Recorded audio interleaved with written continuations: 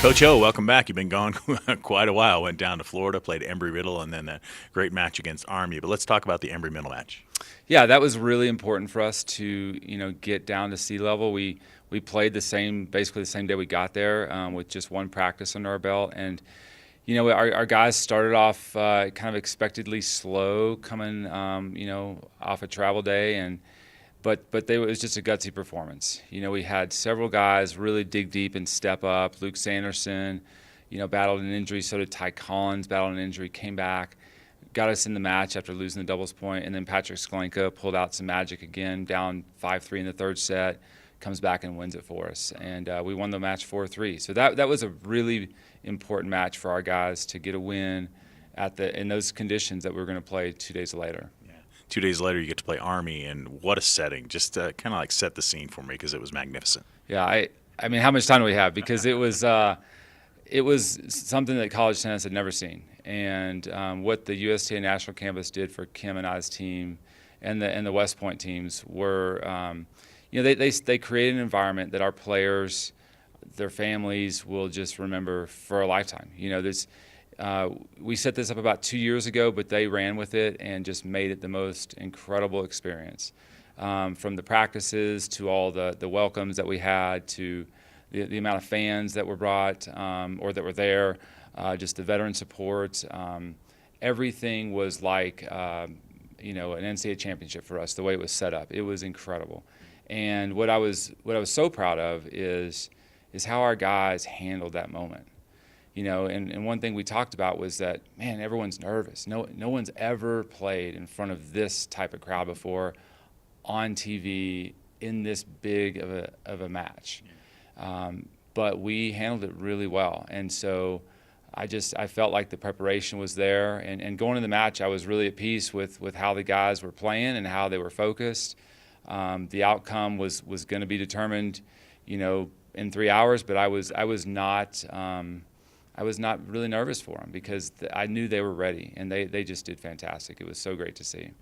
And typical Air Force Army fashion, Service Academy rivalry comes right down to the wire, and gut check time again. Again, the Falcons came through. Yeah, we lost the doubles point again, and but in the huddle, that no one looked frustrated by it. We sent them out to battle back on their courts, and I trusted every one of them to go do their job.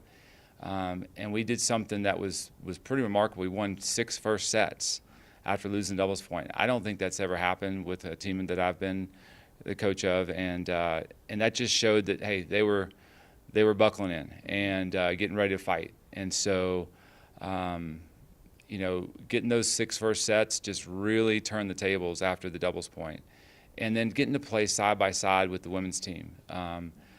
Coaching right next to Coach Gidley, it was just, I couldn't have scripted it better. We get 2 really fast wins by our freshmen, Robert Balon and James Scott at the bottom. So within an hour, we had the lead, after losing the doubles. And then Pat Sklenka, pulls out a great straight set win to get us up 3-1. But we couldn't put Army away. Paul Hendricks got into a third set. Ty Collins got into a third set.